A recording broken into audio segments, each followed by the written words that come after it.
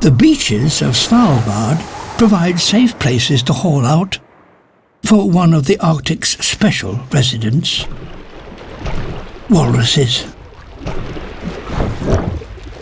They forage for shellfish for up to 17 hours at a stretch. Now,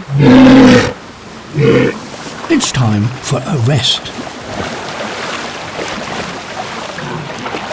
Each adult male weighs more than a ton, and heaving oneself over the sand without the support of water is very hard work. This male has a particular sunbathing spot in mind, right in the middle of the 50-strong huddle.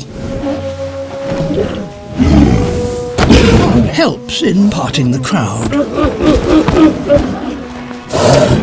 Almost in. At last he can settle down for a snooze, swaddled on all sides by the bodies of his neighbours. But it's not a peaceful spot. Sleep isn't easy when a fidgety bedfellow decides that he has an itch that needs scratching.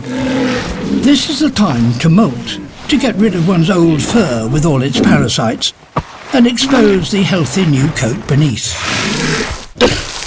These days, Svalbard's summer temperatures can soar to 22 degrees Celsius. Flushing red by bringing blood close to the skin helps them to keep cool, but some overheating is unavoidable, especially for a big male. Enough is enough. Getting up here was a slog.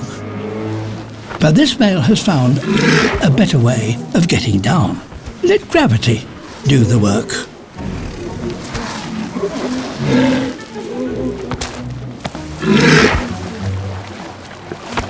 Now that is cool.